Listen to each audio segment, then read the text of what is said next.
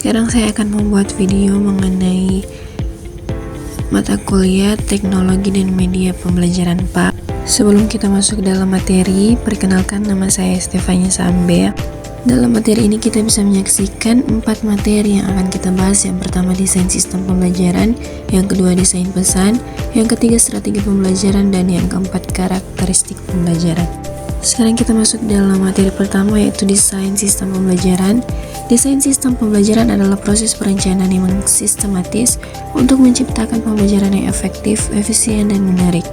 Dalam hal ini, pembelajaran dianggap sebagai sebuah sistem yang memiliki komponen saling berkaitan seperti tujuan, materi, strategi, media, dan evaluasi. Artinya, sebelum mengajar, guru perlu merancang semua unsur tersebut secara terpadu dan logis agar kegiatan belajar menghasilkan hasil yang optimal. Sekarang kita akan membahas tentang langkah-langkah desain sistem pembelajaran. Yang pertama, analisis kebutuhan pembelajaran, mengetahui kesenjangan antara kondisi nyata dan ideal. Yang kedua, menentukan tujuan pembelajaran umum dan khusus. Yang ketiga, menganalisis karakteristik peserta didik, meliputi kemampuan awal, minat, gaya belajar, dan latar belakang. Yang keempat, menentukan materi pembelajaran. Dan yang kelima, merancang strategi dan media pembelajaran. Yang keenam, mengembangkan bahan ajar atau perangkat pembelajaran. Yang ketujuh, melaksanakan proses pembelajaran. Dan yang ke-8, melakukan evaluasi formatif dan sumatif untuk menilai efektivitas pembelajaran. Kita masuk dalam tujuan desain sistem pembelajaran agar pembelajaran dapat terencana dengan baik, sesuai dengan kebutuhan peserta didik, dan menghasilkan hasil belajar yang bermakna dan terukur. Kita masuk pada materi yang kedua, yaitu desain pesan. Desain pesan adalah cara menyusun isi pembelajaran atau pesan agar mudah dipahami, menarik, dan membantu peserta didik mencapai tujuan belajar. Pesan bisa berupa teks, gambar, suara, video, atau kombinasi multimodal.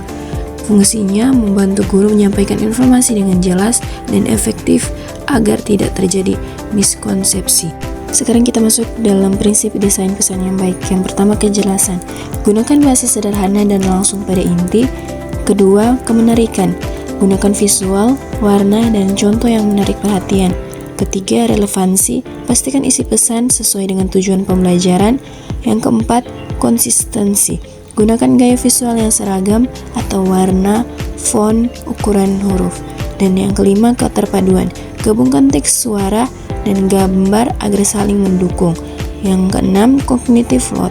Jangan berlebihan, cukup tampilkan informasi penting saja agar otak tidak kelebihan beban. Contohnya, guru menggunakan infografis, video animasi, atau diagram interaktif untuk menjelaskan konsep sulit seperti sistem pernapasan manusia. Kita masuk pada materi yang ketiga, yaitu strategi pembelajaran. Strategi pembelajaran adalah rencana menyeluruh dan sistematis dalam mengatur kegiatan belajar untuk mencapai tujuan pembelajaran. Strategi mencakup metode, pendekatan, urutan kegiatan, serta cara memotivasi siswa. Kita masuk dalam jenis-jenis strategi pembelajaran. Yang pertama, strategi ekspositori. Guru aktif menjelaskan, siswa menerima informasi, misalnya ceramah, demonstrasi, cocok untuk materi faktual dan hafalan. Yang kedua, strategi inquiry atau discovery learning. Siswa diajak menemukan konsep melalui observasi, eksperimen, atau analisis, cocok untuk pengembangan berpikir kritis dan ilmiah. Yang ketiga, strategi kooperatif. Siswa belajar dalam kelompok kecil untuk memecahkan masalah bersama. Yang keempat, strategi kontekstual, menghubungkan materi pelajaran dengan situasi nyata kehidupan siswa. Yang kelima, strategi berbasis proyek, siswa belajar dengan membuat proyek nyata yang relevan dengan materi. Kita masuk dalam prinsip dalam menentukan strategi. Yang pertama, sesuaikan dengan tujuan pembelajaran. Yang kedua, perhatikan karakteristik peserta didik. Yang ketiga, gunakan media dan sumber belajar yang mendukung. Dan yang keempat, lakukan refleksi dan evaluasi hasil pembelajaran. Kita masuk pada materi yang keempat, karakteristik pembelajaran. Karakteristik pembelajaran adalah ciri khas proses belajar mengajar yang menunjukkan bagaimana kegiatan belajar berlangsung, siapa yang terlibat, dan bagaimana hasilnya diukur. Sekarang kita masuk dalam karakteristik pembelajaran efektif. Yang pertama, berpusat pada peserta didik. Siswa aktif membangun pengetahuan melalui pengalaman, bukan hanya menerima informasi. Yang kedua, interaktif dan kolaboratif, melibatkan komunikasi dua arah antara guru dan siswa, serta kerjasama antar siswa. Yang ketiga, kontekstual dan bermakna. Materi dikaitkan dengan kehidupan sehari-hari agar pembelajaran lebih relevan. Yang keempat, menyenangkan dan memotivasi. Suasana kelas mendorong rasa ingin tahu dan semangat belajar. Yang kelima, menggunakan teknologi dan media. Pembelajaran modern memanfaatkan TIK seperti video, aplikasi, dan e-learning. Yang keenam, berorientasi pada kompetensi dan hasil.